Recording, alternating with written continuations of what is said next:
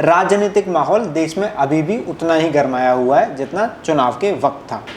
चुनाव की बातें हर चाय की चौपाल पर करते हुए लोग आपको दिख जाएंगे। राजनीति की, चाय की और चौपाल की बात इसलिए कर रहे हैं क्योंकि आज पॉइंट ऑफ व्यू में हमारे साथ जो मौजूद हैं वो युवा राजनेता हैं। नमस्कार, मैं हूं गजेंद्र सिंह और आप खुल चुके हैं न्यूज़ डिगी।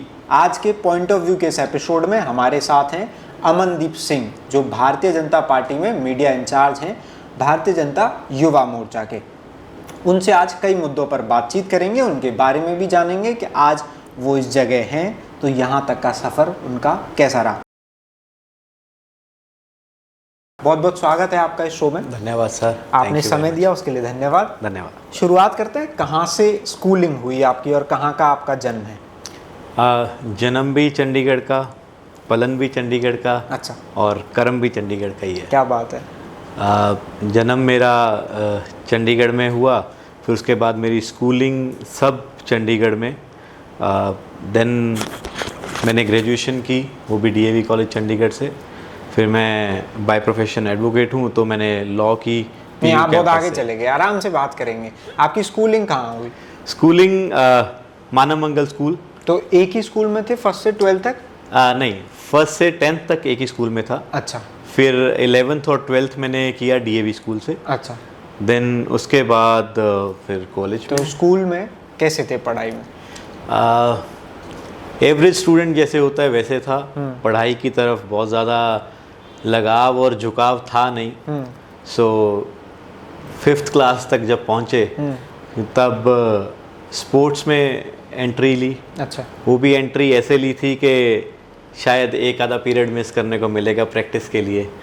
सो इसलिए स्पोर्ट्स में गए, और वो स्पोर्ट्स में ऐसे गए कि नेशनल्स भी खेल लिए। क्या खेलते थे? मैं बॉल बैडमिंटन खेला हूँ और बैडमिंटन खेला हूँ। अच्छा, नेशनल खेले? हाँ, नेशनल खेला। अराउंड मैं 35 नेशनल्स खेला हूँ। अच्छा। सो एक स्पोर्ट्स तो करियर बनाने का क्यों नहीं सोचा बैडमिंटन में? ऐसा है ना, इंटरेस्ट स्पोर्ट्स में था सेकेंडरी। पहला था पढ़ाई से कैसे भाग लूँ। अच्छा। वो ऑप्शन की तरह ट्रीट हो। बट ये है कि नो डाउट जब हम स्पोर्ट्स में आए, अच्छे रास्ते पे ही पड़े हैं। मतलब ये है कि अगर स्कूल के बाद मैं निकला हूँ कहीं पे तो ग्राउंड में ही मिलूँगा, किसी और जगह पे घूमते फिरते वीडियो गेम खेलता नहीं मिला मैं, ऐसा नहीं था मैं। सो अच्छी लाइफ निकली है और स्पोर्ट्स ने बड़ा कुछ दिया भी है। मतलब गुड हेल्थ दी है, अच्छे रहे हैं, और बहुत सारे दोस्त ऐसे दिए हैं जो आज की डेट में अलग अलग स्पोर्ट्स में, या कह लीजिए अलग अलग स्कूल्स में एज अ टीचर काम कर रहे हैं। सो उनके ज़रिए भी बहुत सारे यंगस्टर्स को मिलने का मौका मिलता है। तो मैं लकी फील करता हूँ कि बाय चांस कह लीजिए एंट्री स्पोर्ट्स में हुई थी, तो बट अब मेरा सर्कल वैसा है, स्पोर्ट्स वाले दोस्तों के साथ ही है सारा है, उनके साथ ही जुड़ा हुआ। हाँ, आज भी है। मतलब अगर आप कहें कि मेरे को पहले यंगस्टर्स में जाने के लिए अगर आप कुछ भी बोलेंगे तो मैं सबसे पहले स्पोर्ट्स पर्सन्स के बीच में जाऊँगा। अच्छा, बहुत बढ़िया। कभी फेल हुए किसी सब्जेक्ट में स्कूल में? हाँ, मतलब मैंने बताया ना एवरेज स्टूडेंट हूँ। हाँ। तो एवरेज स्टूडेंट बहुत अच्छे नंबर वाला नहीं होता है, बहुत कम नंबर वाला ज़रूर हो सकता है। सो पढ़ाई के साथ मेरी लड़ाई ही रही है। तो इसलिए फेल भी हुए हैं किसी ना किसी सब्जेक्ट में, कंपार्टमेंट भी आई है। बट ये है कि एंड ऑफ द डे डांट खा के, मार खा के पढ़ाई करते गए। सो बट ये है कि पढ़ाई कर ली है। स्कूल में वैसे तो आप स्पोर्ट्स खेलते ही थे, मगर जब स्कूल में होते हैं तो एक सवाल हर किसी के सामने आता है, वो यही उससे पूछा जाता है कि आप क्या बनना चाहते हैं आगे चल के। आपके सामने भी आता था? नहीं, अगर किसी ने पूछा भी तो यही कहा था, पिताजी का बिजनेस है, छोटी सी दुकान है। सो यही सोचते थे कि बिजनेस करेंगे। अच्छा।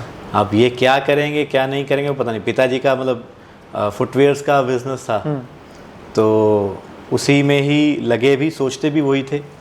बट ये है कि एज सच स्पेसिफिक माइंड में कुछ रहा हो वैसा कुछ नहीं था कि बड़े होके ऐसा ही बनना है। बट ये है कि समय के साथ साथ जैसे ही मान लीजिए अब रेगुलर हमारा गुरुद्वारे वगैरह में जाना होता है, तो गुरुद्वारा जाके भी वो सेवा भाव हो जाता है, मन में आता है। मतलब वहाँ पे छोटे होते से ही लंगर में सेवा करनी, तो मे भी वो देखते देखते वैसा करते करते ही सेवा के रास्ते पे चल पड़े। मतलब आपने इंट्रोडक्शन में बोला राजनेता, पर राजनेता नहीं है, सेवा करने वाले। और मेरी जो मानसिकता या मेरी जो सोच भी मिलती है वो ऐसे संगठन से मिलती है जो सेवा भाव से ही काम करते हैं। समाज सेवी। जी। चलिए कोई नहीं, वो देखने तक का तरीका है, कौन व्यक्ति कैसे तरीके से देखता है। तो आप जब 10th के बाद स्कूल चेंज कर रहे थे तो वहाँ एक साइंस कॉमर्स आर्ट्स वाली लड़ाई होती है, क्या लिया आपने? मैंने बताया ना, जैसे मैंने स्पोर्ट्स लिया, हाँ। तो स्पोर्ट्स के ज़रिए ही एडमिशन मेरा 11th 12th में, मतलब आप मान के चलिए मैंने 9th या 10th के बाद से मेरी पढ़ाई के ऊपर बहुत खर्चा हुआ भी नहीं है। बर्डन पिताजी के माताजी के पॉकेट पे बिल्कुल नहीं रहा है।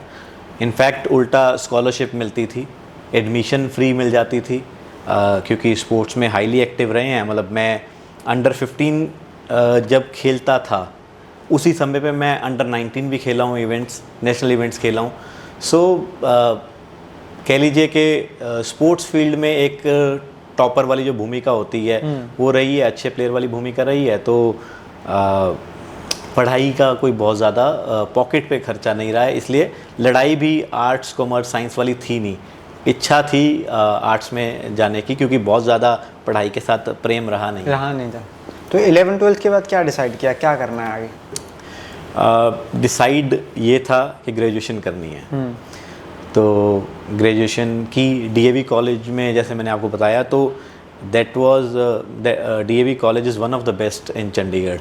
और being a sports person again मेरे को हाथों हाथ वहाँ पे एडमिशन मिली। और जो अगर बाकियों की अगर फ़ीस वहाँ पे 15,000 होती थी तो शायद मेरी 1500 ही लगी। क्या बात है। हाँ, वो भी सिर्फ एक एडमिशन चार्जेस होते हैं, वही लगा। ये है कि उस कॉलेज ने दिया भी बहुत, सिखाया भी बहुत, और बहुत अच्छे से हम, मतलब कि हर एक चीज़ में, मतलब अगर आप बोलो ग्राउंड में काम करना है तो ग्राउंड पे अच्छा काम किया स्पोर्ट्स पर्सन की तरह। आप बोलो छात्राओं में, युवाओं में काम करना है तो स्टूडेंट पॉलिटिक्स में, जैसे कॉलेज में जाके ही एंट्री हुई तो वहाँ पे भी युवाओं में काम किया, अच्छे दोस्त बनाए। तो जब आप कॉलेज में थे उसी ड्यूरिंग आपका राजनीति से जुड़ाव बनता चला गया? यस। एक्चुअली क्या है, मैं आपको बताऊँ, मैं जब 4th या 5th स्टैंडर्ड में पढ़ता था उस समय हमारे वहाँ पे एक लोकल न्यूज़ चैनल होता था, सिटी न्यूज़ के नाम से। अच्छा। तो वो शाम को न्यूज़ आती थी, तो मतलब हम लोकल लोग तो वही देखेंगे क्योंकि चंडीगढ़ की खबर तो उसी में आनी है, और उस समय सोशल मीडिया वगैरह कुछ नहीं होता था। तो एक दिन उसमें न्यूज़ आ रही, तो एसडी कॉलेज के विजुअल्स थे उसमें, स्टूडेंट पॉलिटिक्स के, स्टूडेंट इलेक्शंस के बेसिकली। तो 3rd फ्लोर से लेके 1st फ्लोर तक एक लड़के का फ्लैक्स लगा हुआ है, ऊपर से लेकर नीचे तक लिखा हुआ है फलाना और कंटेस्टिंग फॉर प्रेसिडेंट। सो मेरे को वो 4th और 5th में ही हो गया था कि यार मेरे को जाना है पॉलिटिक्स में, देखना है, मतलब स्टूडेंट पॉलिटिक्स वाला ही करना है, मेरे को भी ऐसा फ्लैक्स लगवाना है, ऐसे पोस्टर लगे होने चाहिए। सो मेरा वो पहले ही माइंड में था कि मेरे को ये करना है। बट देन जैसे ही कॉलेज में एंट्री हुई, इनफैक्ट एडमिशन लेते ही, अभी क्लासेस शुरू नहीं हुई थी, तब से I tried making people my friend, है ना।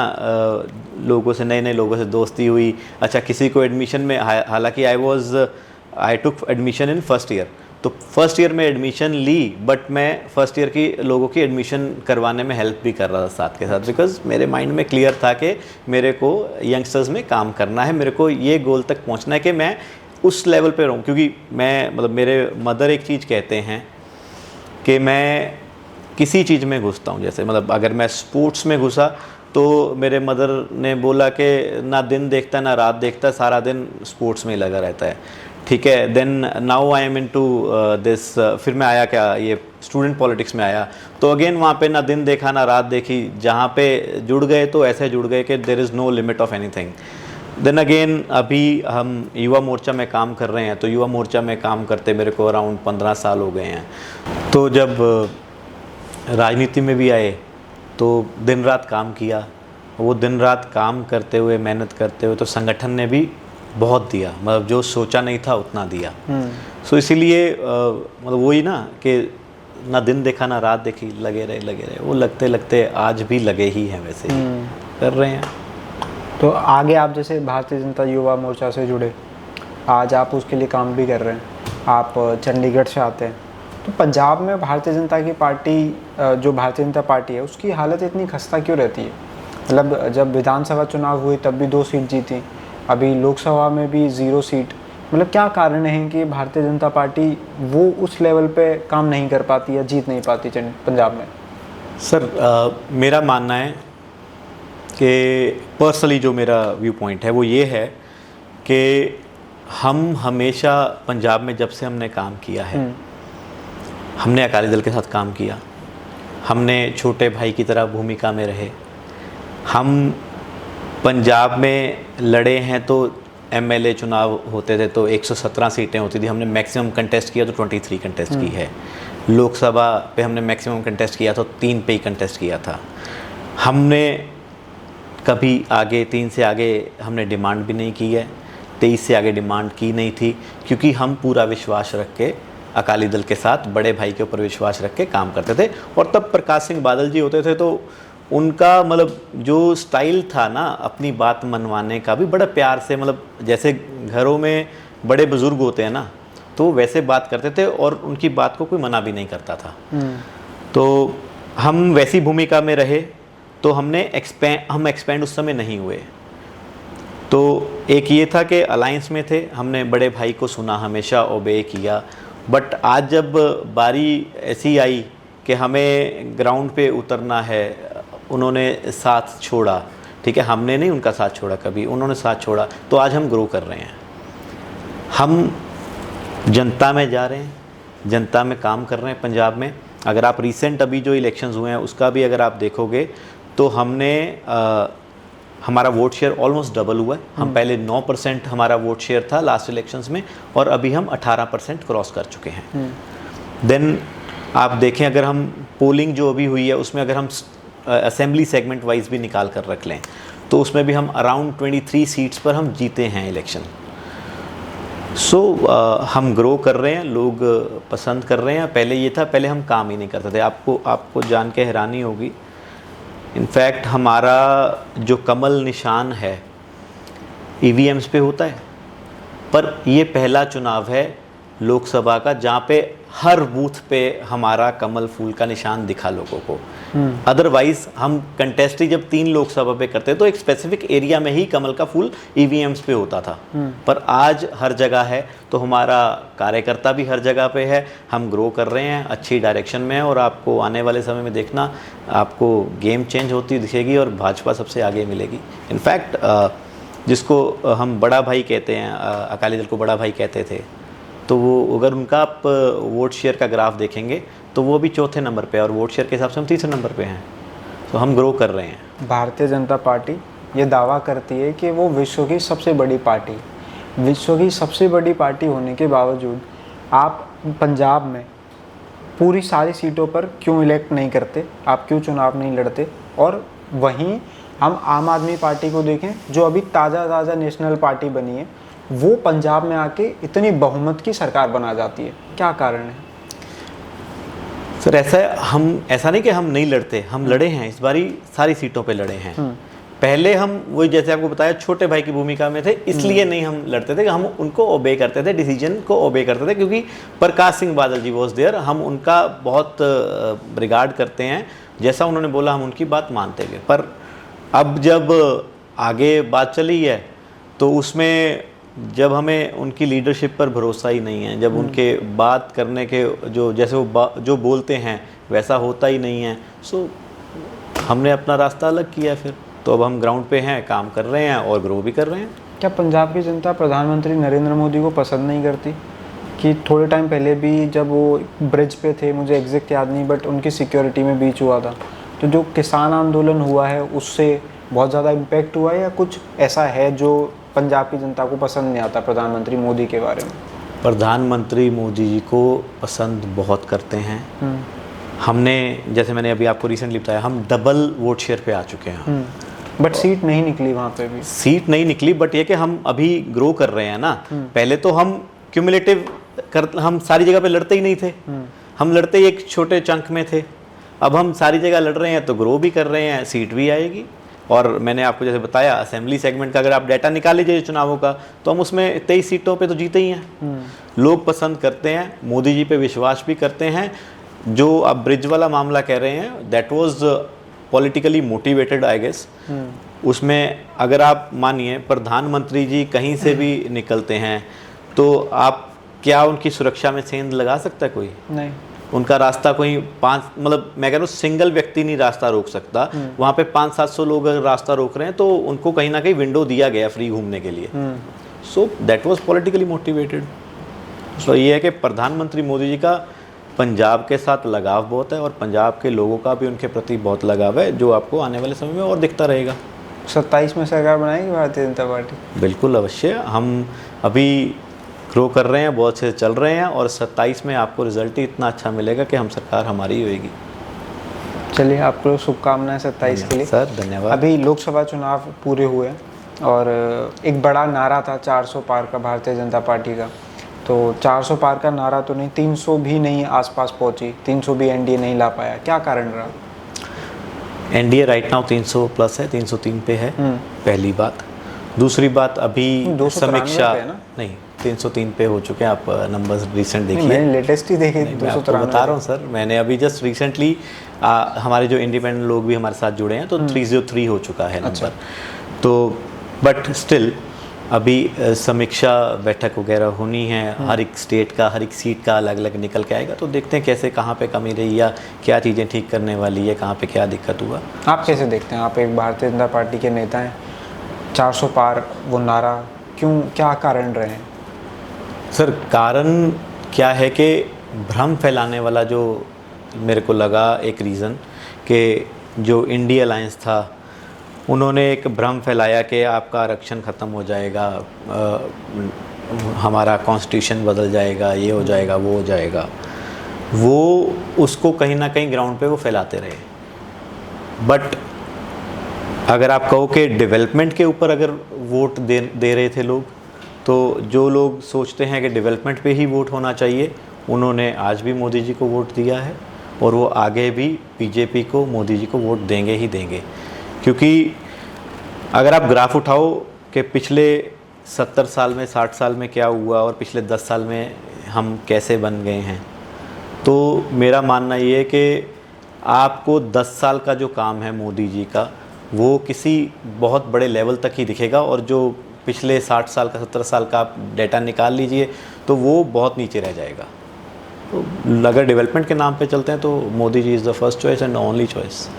जैसे पूरा चुनाव 2024 का मोदी जी के इर्द गिर्द लड़ाया गया और वही नारा था, है ना, मोदी जी की गारंटी, सारी चीज़ें। जैसे सारे लोग कहते भी हैं कि एक ही व्यक्ति के आसपास वो चुनाव लड़ा जाता है, तो सीट का कमाना क्या मोदी जी की पॉपुलैरिटी में कमी को दिखाता है? नहीं नहीं, मोदी जी की पॉपुलैरिटी की कमी कहीं नहीं है। हम ग्राउंड पे काम करता हमारा कार्यकर्ता है, जो कि भाजपा की रीढ़ की हड्डी है। मोदी जी हमारे नेता हैं और मैं आपको बताऊं, चुनाव लड़े हैं ना हम, 14 का, 19 का और ये 24 का। 24 उसमें हमारे कार्यकर्ता की जितनी भागीदारी है उससे कहीं ज़्यादा जनता की भागीदारी है। सो पॉपुलैरिटी कहीं कम नहीं हुई है। लोगों का प्यार जितना मिल रहा था, जो वोट शेयर हमारा पहले, जितनी वोट्स हमारे को पहले पड़ी उससे बढ़ के ही पड़ी हैं। सीट्स बेशक कम आपको दिख रही हैं इस समय, बट हमारा जो वोट शेयर है, वोट बैंक है, वो उतने का उतना इंटैक्ट है, बना हुआ है। जी। इस समय बड़ा चर्चा का विषय है अयोध्या की सीट पर जो भारतीय जनता पार्टी की हार हुई है। मतलब राम मंदिर इसी 2024 में ही प्राण प्रतिष्ठा कार्यक्रम हुआ 22 जनवरी में, और मैं अभी कल ही पढ़ रहा था तो मुझे पता चला कि 2017 से जब से योगी आदित्यनाथ मुख्यमंत्री बने, 60 से ज़्यादा बार वो अयोध्या विजिट कर चुके हैं और शायद 7-8 बार प्रधानमंत्री नरेंद्र मोदी कर चुके हैं जब से वो प्रधानमंत्री बने। इतनी विजिट्स, हर बार दीपावली का भव्य मनाया जाना और राम मंदिर का तोहफा अयोध्या को देना, उसके बावजूद भारतीय जनता पार्टी हार जाती है। देखो, आप कैसे देखते हैं इसको? जो योगी जी की, मोदी जी की जो विजिट्स रही हैं अयोध्या में, उसको हम पॉलिटिकल एंगल से ना देखें, उनको हम देखें कि एक आस्था का प्रतीक है। हम उसको आस्था से जोड़ के देखें कि हम हमारे भगवान राम को मानते योगी जी भी हैं, मोदी जी भी हैं, आस्था रखते हैं, तो वहाँ पे माथा टेकने जाते हैं। उसको हम पॉलिटिकल एंगल से ना ही देखें। और रही बात कि आप कह रहे हैं वहाँ का रिज़ल्ट कैसा रहा, उसके ऊपर मैंने जैसे आपको भी पिछले क्वेश्चन पे भी बताया कि अभी समीक्षा होनी है, और पॉइंट्स देखते हैं कहाँ पे क्या कमी रही, कहाँ पे लोगों ने क्या सोचा वोट डालते हुए, वो सब अभी पॉलिटिकली बैलेंस आंसर कर रहे हैं आप। ये तो सारे नेता कह ही रहे हैं, बट हर नेता बताने मैं अगर आपको वैसे ही कुछ बोल दूंगा जिसका कोई सिर नहीं होगा, पैर नहीं होगा, इन्फॉर्मेशन होगी नहीं, फैक्ट्स होंगे नहीं, तो वो भी अच्छा नहीं है ना। नहीं, मगर फिर भी एक आपने भी तो समीक्षा करी होगी कि क्या कारण है? मैं लिटरली स्पीकिंग मैं चंडीगढ़ में रहता हूँ, चंडीगढ़ के चुनाव में मेरा ज़्यादा समय रहा, तो मैं वहाँ की समीक्षा बेटर कर सकता हूँ रादर देन मैं आपको अयोध्या फैजाबाद का नेता हैं आप। नहीं, राष्ट्र नेता हैं, बट हर जगह नजर रहती है। फैक्ट्स एंड डेटा जब तक नहीं आएंगे पेपर पे, उनको हम पढ़ेंगे नहीं, स्टडी नहीं करेंगे, तो ऐसे ही बोलूँगा तो वो बेतुका हो जाएगा। मगर जो भाजपा के लिए कहते थे कि हिंदुत्व की राजनीति करती है, उसके लिए झटका है ये अयोध्या की सीट हार जाना। सबका साथ सबका विकास है ना, हाँ, उसके लिए ही करते हैं, और राजनीति नहीं, सेवा करते हैं, और सेवा भाव से ही कोई भी स्कीम, कोई भी योजना आती है तो सेवा भाव से आती है, लोगों को आगे बढ़ाने के लिए आती है। और ये हिंदुत्व वाली राजनीति नहीं है, अंत्योदय वाली राजनीति है। अंत्योदय मतलब पंक्ति में लास्ट में जो व्यक्ति खड़ा है ना, उसको भी वो सब मिलना जो पंक्ति में सबसे आगे खड़ा है, उसको मिलेगा। आपकी पार्टी तो खुद मोहर लगा रही है हिंदुत्व की राजनीति पे। अभी जो मंत्रिमंडल बना है 71 लोगों का, उसमें एक भी मुस्लिम मंत्री नहीं बनाया गया, क्या लगता है? वो देखो क्या है, जब पीएमओ तक की बात आती है तो that is not related to party, and I am not the right person to comment related to cabinet. But लगता है आपको कि इतनी बड़ी जनसंख्या का एक प्रतिनिधित्व तो मंत्रिमंडल में होना चाहिए था कम से कम?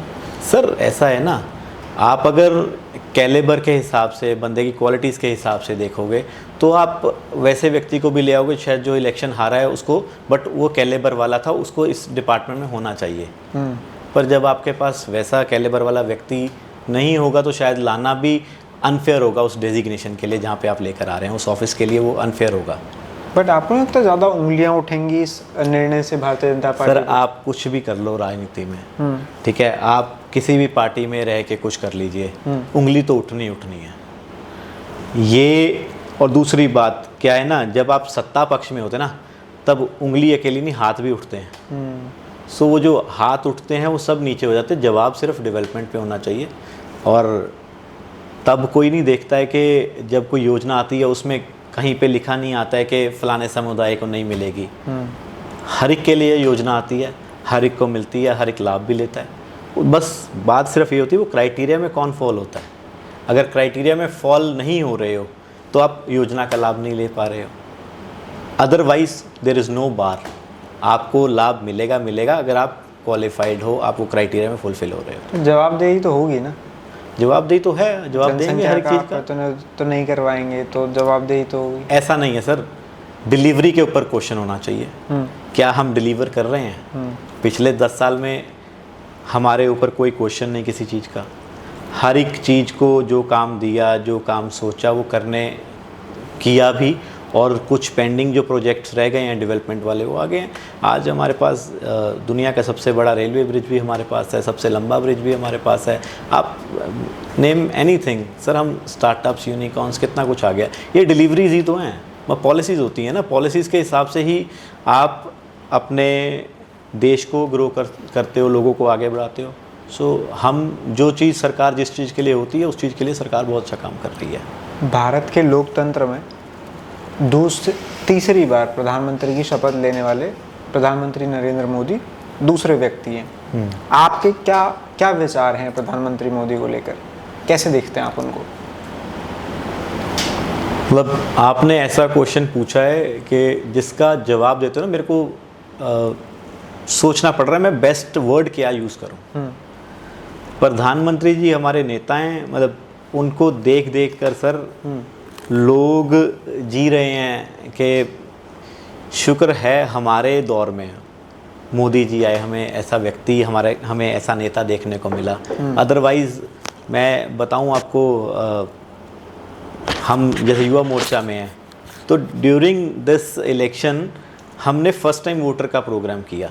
अच्छा। और उसमें स्पेसिफिक एक चीज़ थी कि जो आज की डेट में फर्स्ट टाइम वोटर है वो होगा 18 से लेके 23 के बीच का, उसने इससे पहले कभी वोट नहीं डाला होगा।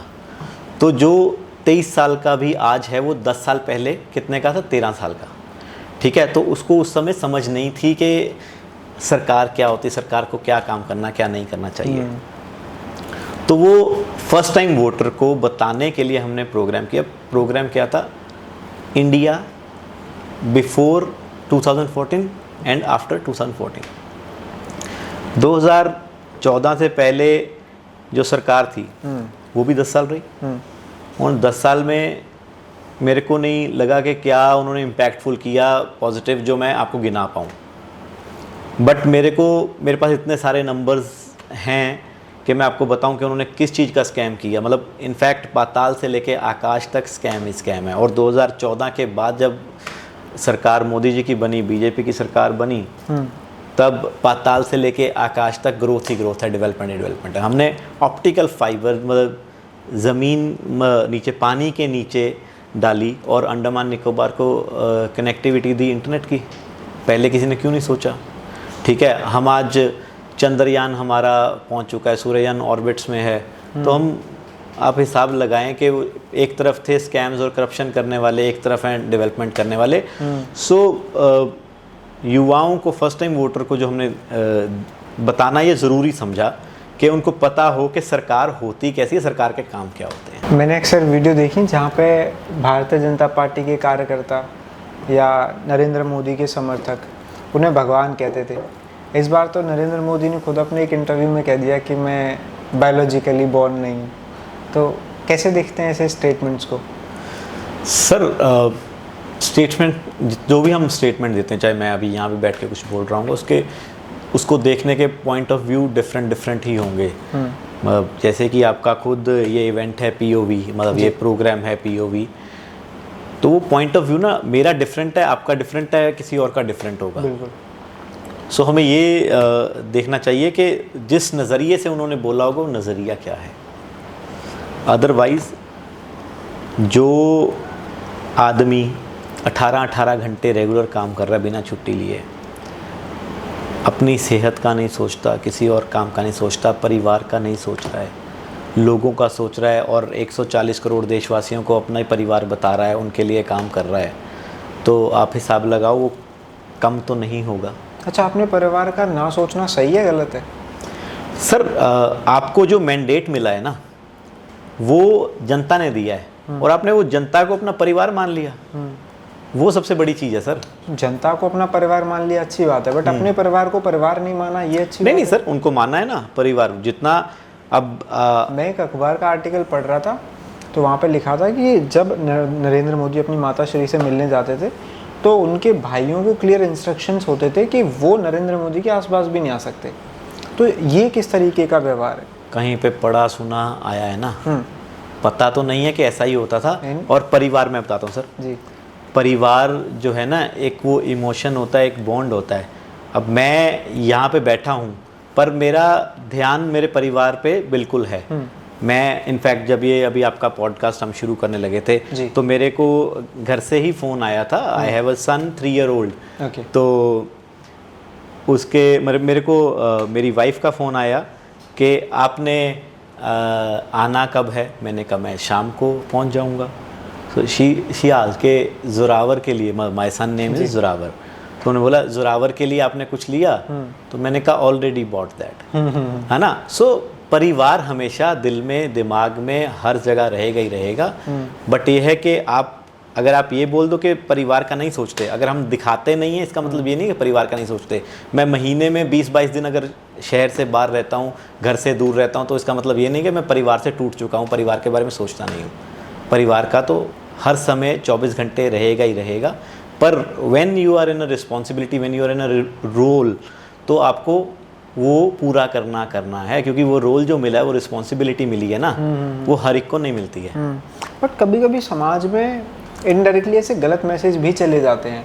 अगर हम जिस राज्य की स्थापना की बात नरेंद्र मोदी करते हैं, राम राज्य की स्थापना की बात, तो राम ने भी जो राज्य किया वो अपने परिवार के साथ किया।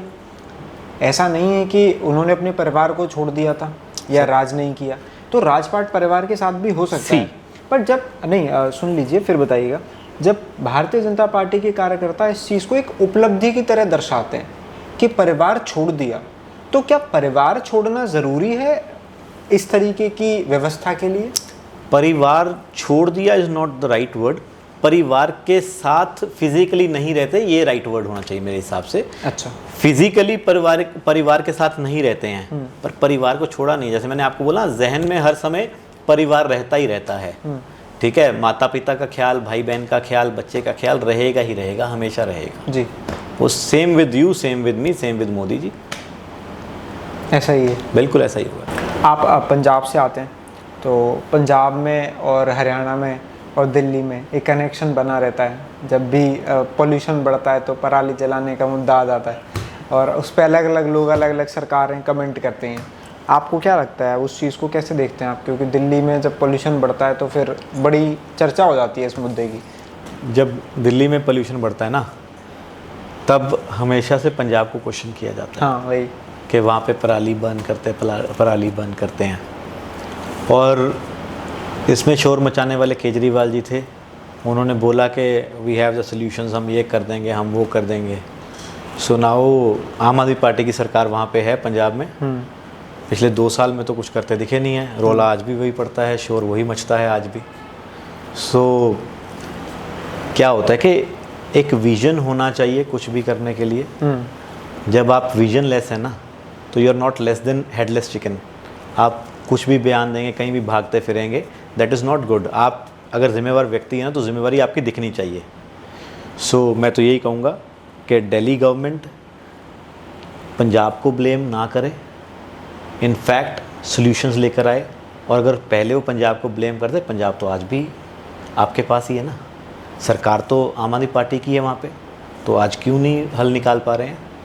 सो ये है कि लीडरशिप के विज़न में दिक्कत है। वो सोचना ही नहीं चाह रहे हैं कि इसको कैसे हल किया जाए। अगर सोचें तो आई एम श्योर आपको हल तो मिलेगा। आम आदमी पार्टी ने पंजाब में बहुमत की सरकार बनाई जी, आज वो काम भी कर रही है पिछले काफ़ी साल से। आपके राज्य के मुख्यमंत्री भगवंत मान सिंह, कैसे देख रहे हैं आप पंजाब में आम आदमी पार्टी को, भगवंत मान सिंह के कार्य को, जब से वो मुख्यमंत्री बने? सर अगेन अच्छे से तो नहीं देख रहे हैं, अच्छा लग भी नहीं रहा है। सरकार होनी चाहिए जो कुछ बेटर करे, ना कि वर्स्ट करे। आप जब पंजाब में सरकार इनकी आई, तब पंजाब जिस हालात में था, आज उससे नीचे ही गया है। आप लॉ एंड ऑर्डर देख लीजिए, उसमें डाउन है। आप देख लीजिए कर्ज़ा कितना था पंजाब पे, कर्ज़ा बढ़ गया है, लोग दब गए हैं। ठीक है, आप सर्विसेज के हिसाब से देख लीजिए, कुछ नहीं है। हम अगर कहें ना कि लोगों ने विकल्प देखा होगा, उस समय आम आदमी पार्टी को जिता दिया, उन्होंने सोचा होगा कि ये कहते हैं हम ईमानदार हैं, हम काम करेंगे। कितने ही मंत्री तो खुद इन्होंने जेल में भी कर दिए हैं। ठीक है, ये आम आदमी पार्टी की सरकार जो पंजाब में बनी है ना, वो रिश्ते करवाने के लिए, शादी करवाने के लिए बनी है। हर साल कम से कम 2-3 लोगों का, इनके एमएलएस का शादी हो जाती है। वो मेरे को लगता है ये इन्होंने सरकार बनाई ही है कि हमारे 4-5 लोगों के घर तो बस जाएंगे, नहीं तो अदरवाइज़ जो इनके पास है उनके घर भी नहीं बसने लायक। तो मतलब शादियाँ कर रहे हैं, बस शादियाँ ही कर रहे हैं, अदरवाइज़ तो और कुछ नहीं है। मतलब क्योंकि जो सरकार का काम है वो तो कर ही नहीं रहे हैं। सिंपल सी बात है। बाकी बहुत अच्छा माहौल तो नहीं है पंजाब में। पंजाब कहते हैं ना कि धरती से सोना उगलता है, वो सोना अगर हम समझेंगे नहीं कैसे निकालना है सोना वहाँ से, पंजाब को खुशहाल कैसे बनाना है, तो आप कैसे कहेंगे कि हम अच्छा कर रहे हैं? आपके पास विज़न होना चाहिए कि हाँ, जब सरकार बनी आम आदमी पार्टी की, उस समय कर्ज़ा जितना था, हम कर्ज़ा डाउन करेंगे, हम तरीका बदलेंगे काम करने का, जिससे पंजाब बेटर हो। आप बेटर तो कुछ नहीं कर रहे हो, इनफैक्ट आप ऐसी मंजिल की तरफ चल पड़े हो जो आपको गलत रास्ते में लेकर जा रही है। अगर आप कहते हैं ना कि हमें अगर मंजिल तक पहुंचना है तो चलना पड़ेगा, ठीक है, पर गलत दिशा में कदम रखा हुआ ना, आपको गलत दिशा में और एक अलग ही दुनिया में ले जाएगा, जो कोई नहीं पसंद करता। सो इस समय जो ये कर रहे हैं वो अलग ही दुनिया में जा रहे हैं, कहीं पे अच्छा इंसान पसंद नहीं करेगा कभी इनको। पंजाब में और पंजाब की वजह से देश में एक मुद्दा छाया रहता है, वो है खालिस्तान का। तो पंजाब से ये आवाज़ क्यों उठती है? वो आपकी कम्युनिटी से भी होते हैं, ये आप थोड़ा सा अगर इस पे बता पाएँ कि क्या मुद्दा है जो जनता अगर नहीं जानती है तो, और ये आवाज़ क्यों उठती रहती है समय समय पर? और जो आवाज़ उठाते हैं जैसे अभी अमृतपाल सिंह, वो चुनाव भी लड़े 2024 में और वो जीत भी गए, तो इस चीज़ को आप कैसे देखते हैं? सर ऐसा है ना, आप पंजाब में खुद जाएं, आप जाके 100 लोगों को पूछें कि खालिस्तान होना चाहिए कि नहीं होना चाहिए, मना कर देंगे कि नहीं होना चाहिए। जो ये आपको खालिस्तान का साउंड दिखता है कहीं पे, कुछ पोस्टर्स या कुछ दिखेंगे, कभी कोई गाना बनता हुआ दिख जाएगा, ऐसा वो पंजाब में नहीं है। वो है तो कनाडा से है, ठीक है। कनाडा में कुछ लोग बैठे हैं जो सारा भ्रम फैलाते हैं, यहाँ पे कुछ लोगों को पैसे देते हैं कि आपको ये चीज़ बोलनी है, ये चीज़ करनी है। That is sponsored from somewhere else.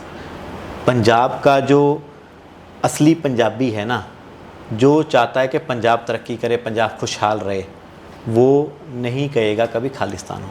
वो मांग नहीं करता, मांग ही नहीं करता सर। आप मैं पंजाबी हूँ, मैं सिख हूँ, मैं कहता हूँ नहीं होना चाहिए खालिस्तान। सो सेम वेज आप जाइए पंजाब में, ज़मीन पे उतरिए, आपको कोई निकम्मा, कोई कह लीजिए साढ़े पंजाबी कहते हैं वेला आदमी, जिसके पास कोई काम नहीं है, वो आपको मिलेगा कहता हुआ कि खालिस्तान होना चाहिए, क्योंकि उसकी समझ नहीं है, बुद्धि भ्रष्ट हो गई है। जो समझदार पढ़ा लिखा होगा वो आपको नहीं बोलेगा खालिस्तान होना चाहिए। तो जो भारत के बाहर ये खालिस्तान की आवाज़ उठती है, उस पर आपकी सरकार क्या स्टैंड लेती है, उसको कैसे देखते हैं? स्ट्रिक्टली हम उसके अगेंस्ट हैं। जो चीज़ करने वाली है, जो एक्शंस लेने वाले हम लेते हैं, टाइम लेते भी आए हैं। और नोबडी वांट्स खालिस्तान हो, ना पंजाबी ना सरकार हमारी।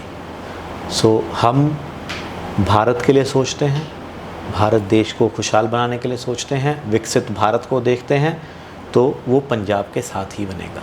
अमृतपाल की जीत पर क्या टिप्पणी है आपकी? सर मैं मतलब क्या है ना कि आप गुरु ग्रंथ साहब को एक प्रोटेस्ट में लेकर जा रहे हो, शील्ड बना के यूज़ कर रहे हो, तो कितना ही समझदार हो। अगर मैं कहता हूँ कि मैं बहुत अच्छा हूँ, मैं सूरमा हूँ, मैं लड़ाकू हूँ, मैं लड़ पड़ूंगा, कुछ भी हो जाएगा, तो मैं अपनी छाती आगे करके जाऊँगा या गुरु ग्रंथ साहब को हाथ लेकर जाऊँगा आगे? So what he did has shown कि वो कैसी मानसिकता रखता है। He is a coward. और ये सब तरीके होते हैं लोगों के मनों में मतभेद लेकर आने के। That is it. मतलब मैं और कुछ नहीं कहना चाहूँगा इसके ऊपर। अभी दो लोकसभा चुनाव खत्म हुए, तो 2 मंत्री बड़े चर्चा में रहे हैं। एक स्मृति ईरानी जो अमेठी से हार गई कांग्रेस कार्यकर्ता से, और दूसरे अनुराग ठाकुर जो 5वीं बार सांसद बने हैं मगर मंत्री नहीं बने। तो दोनों पर छोटी छोटी टिप्पणी हो जाए, क्या कहेंगे? सर ये बीजेपी है, आप जो नहीं सोचते ना उससे 2 कदम आगे जाके करके दिखाएगी वो। इनफैक्ट इसको पॉजिटिव नोट पे देखना आप। स्मृति जी ने जितना काम किया, जो डिलीवर किया, वो बेस्ट रही हैं। उन्होंने बहुत अच्छा किया। उनका जो चीज़ों को समझने का नज़रिया है बहुत ही डिफरेंट है, बहुत ही अच्छा है। वो अच्छी जगह पे आपको मिलेंगी। अनुराग जी जैसा लीडर हमने नहीं देखा। एटलीस्ट मैं युवा मोर्चा वाला हूँ, मैं आपको बताऊँ, जब मैं युवा मोर्चा में आया मैं तब से अनुराग जी को देखता आया हूँ। और मैं कहूँ कि हम we use to feel proud कि अनुराग जी की टीम में हमने काम किया है। भले ही मैं उस समय ज़िले का अध्यक्ष था। वो भी अध्यक्ष रहे हैं युवा मोर्चा? हाँ बिल्कुल रहे हैं, राष्ट्रीय अध्यक्ष रहे हैं। जब वो राष्ट्रीय अध्यक्ष थे तब मैं जिला अध्यक्ष था चंडीगढ़ में। अच्छा। और मैं इस चीज़ का प्राउड फील करता हूँ कि मैंने उनकी टीम में काम किया है। सो ही इज़ अ लीडर। सो वो उनको अच्छी जिम्मेवारी मिलेगी। सरकार में होना is not the only thing. संगठन हमारा इतना बड़ा है, संगठन के सोचने का तरीका ही बहुत डिफरेंट होता है। हम तो एक इंडिविजुअल की तरह सोचते हैं ना, उन्होंने संगठन भाजपा ऐसे तो नहीं बड़ा हो गया, सोचते आए हैं, प्लानिंग होती है, तो बढ़िया ही होगा। पर जहाँ 2019 में राहुल गांधी को हराया स्मृति ईरानी ने, वहाँ वो कांग्रेस के कार्यकर्ता से हार गई, तो इस चीज़ को बड़ा एक पॉजिटिव वे में लिया जा रहा है कि काम नहीं किया था तो उसका फल मिल गया। सर क्या है, गलती वोट डालते हुए अगर हो गई है लोगों से, so they will also realise it. But मैं इसको नेगेटिव उसमें नहीं बोल रहा हूँ। क्या होता है, कई बारी हमारे पास अच्छी चीज़ होती है, हम उसका कदर नहीं कर रहे होते हैं। मैं तो यही बोलूँगा कि हमें जो अच्छे गुण हैं, अच्छी चीज़ें हैं, अच्छे लोग हैं, हमें उनको संभाल के रखना चाहिए। That's it. चुनावी जब रैलियां चल रही थी तो विपक्ष कहता था कि प्रधानमंत्री मोदी जब 75 के हो जाएंगे तो फिर कौन बनेगा प्रधानमंत्री, और वो नहीं रहेंगे 2 साल बाद, जब शायद इसी साल है उनका जन्मदिन। तो इस पे क्या लेके कहेंगे कि बीजेपी तोड़ेगी अपना? सर विपक्ष बथेरी चीज़ें कहता है, बहुत चीज़ें कहता है, हर एक चीज़ को सीरियसली नहीं लेना चाहिए। मगर ये तो बीजेपी का रूल है ना कि 75 के बाद कोई sir where it is written, it is Amit Shah ji का भी बयान आया था कि ये कहीं लिखा हुआ नहीं है कि 75 के ऊपर व्यक्ति नहीं काम कर सकता, नहीं रहेगा। अच्छा, नहीं है कहीं पे भी ऐसा। यूपी में 33 सीटें आई सिर्फ 80 में से, करारी हार हुई है। मतलब एक वो जो उम्मीद से परे थी, क्या कारण रहे होंगे? इंट्रोस्पेक्ट करेंगे सर, फिर ही बोल पाएंगे। समीक्षा करेंगे, बिल्कुल समीक्षा करेंगे। जब तक नहीं हुई तब तक नहीं बताएंगे। अभी जैसे 3.0 कह रहे हैं कि नरेंद्र मोदी 3.0 हमें देखने को मिलेगा, क्योंकि अब वो शपथ ले चुके हैं, तीसरी बार प्रधानमंत्री बन चुके हैं। क्या लगता है, क्या प्रायोरिटी पे मुद्दे रहेंगे इस बार मोदी सरकार के? सर कल पहली साइन मोदी जी ने चार्ज एज्यूम करते ही साइन की है, वो किसान सम्मान निधि की थी। 17वीं किस्त जो जारी की। हाँ जी, 17वीं किस्त जो जारी की। हाँ। सो जो दूसरा डिसीजन एक लिया गया है, वो ये लिया जा रहा है, वो ये है कि 3 करोड़ घर और बनेंगे प्रधानमंत्री आवास योजना के अंतर्गत। सो 3rd टर्म है, दैट डजंट मीन कि कुछ आउट ऑफ द बॉक्स नया करेंगे। जो चीज़ हमारा लक्ष्य है वो ये है कि हम पंक्ति में जो आखिरी व्यक्ति खड़ा है, जिसको ज़रूरत है, उसको आगे बढ़ाएंगे, उसका उत्थान करेंगे, देश को आगे लेकर जाएंगे ही जाएंगे। ये हमारा लक्ष्य है। मतलब हमारा जो संगठन का मोटो है, that is nation first, party next, self last. तो वो नेशन को हमेशा आगे रखना ही रखना है। जिस दिन ज़रूरत पड़ेगी देश के लिए कुछ करने के लिए ना, सो सबसे पहले अगर कोई निकलेगा तो वो भारतीय जनता पार्टी का, भारतीय जनता युवा मोर्चा का कार्यकर्ता होगा। फिर संगठन के बारे में सोचेंगे। संगठन को स्ट्रॉन्ग करना है। संगठन को स्ट्रॉन्ग करना इसलिए भी ज़रूरी है कि हमें देश आगे बढ़ाना है, और जो संगठन मजबूत होता है, जो संगठन स्ट्रॉन्ग होता है, वही देश को आगे ले जाने में और एक दिशा दिखाने में काम करता है। सो चुनावी रैलियों में पीओके का मुद्दा काफ़ी हर्ट रहा है। अमित शाह ने भी इस पर काफ़ी जोर दिया है। क्या लगता है 3.0 में पीओके भारत में हो जाएगा? Sir I am not the right person to answer this, so मैं इस पे ना ही बोलूँ तो ठीक है। जब भी किसी की बात आती है सोशल मीडिया की या खबरों में बने रहने की, या हम भी जो सोशल मीडिया पे देखते हैं, तो एक वर्ड आता है बीजेपी का आईटी सेल। बीजेपी का आईटी सेल बहुत स्ट्रॉन्ग है, बहुत तगड़ा है, वहाँ से सारी चीज़ें चलती हैं। क्या मतलब वास्तविकता में क्या है बीजेपी का आईटी सेल जिसने तबाही मचा रखी है? सर जो आज का समय है उसमें हम जो यंगस्टर्स हैं वो ग्राउंड पे काम करते हैं और ऑनलाइन भी काम करते हैं। हम कहते हैं कि जैसे वर्क फ्रॉम होम वाला कॉन्सेप्ट होता ना, तो आप वही देखिए कि हमारा जो कार्यकर्ता है वो ज़मीन पे भी लड़ता है, ऑनलाइन भी लड़ता है, जहाँ पे ज़रूरत होती है देश के लिए बात करता है। Simple IT cell is nothing different from BJP. जो आईटी सेल है उसमें क्या है कि हमारा जो सोशल मीडिया पे हमें कैसे वर्क करना है, हमें कब किस चीज़ की ज़रूरत है ऑनलाइन करने की। सपोजिडली हम अगर फर्स्ट टाइम वोटर तक आउटरीच ग्राउंड पे कर रहे हैं तो आज के डेट में समय ऐसा है कि हम फर्स्ट टाइम वोटर तक ऑनलाइन भी रीच करेंगे। So this is what the work of IT cell, कि उसका प्लान बनाना कि क्या करना है क्या नहीं करना है। बाकी लोग घबराते ही बहुत हैं, तो घबराने जो घबराते, जो स्टेटमेंट देते रहने दो। बट आपको बताऊं, एक्चुअली आज समय ऐसा है कि हमें ऑन ग्राउंड भी काम करना है और ऑनलाइन भी काम करना है, दोनों जगह बैलेंस करना। बिल्कुल। राहुल गांधी को लेके क्या सोचते हैं?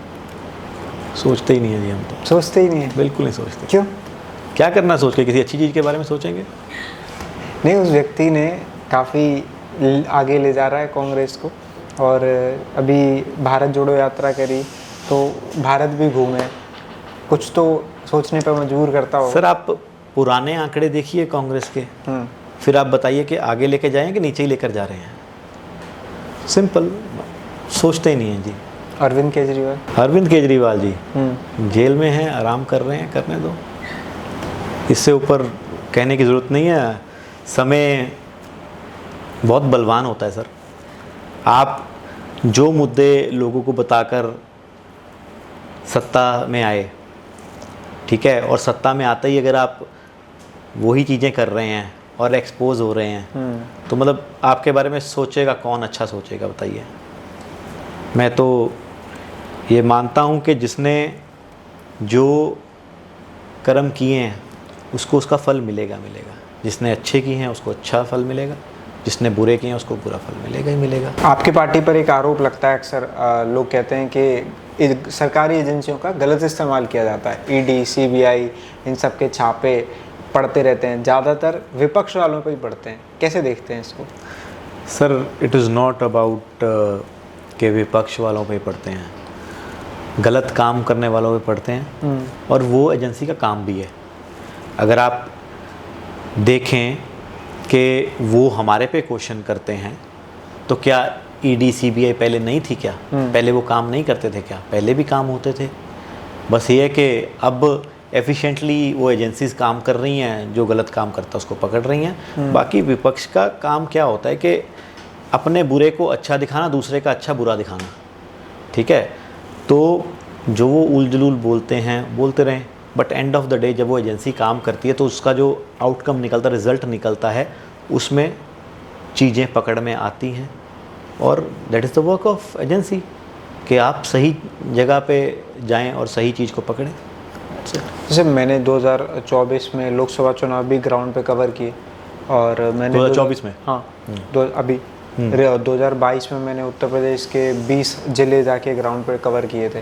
तो जब मैं लोगों से बात करता था तो वो मोदी जी से खुश हैं, काम से खुश हैं, मगर उनकी शिकायत है कि महंगाई बहुत ज़्यादा बढ़ रही है, उससे वो परेशान है।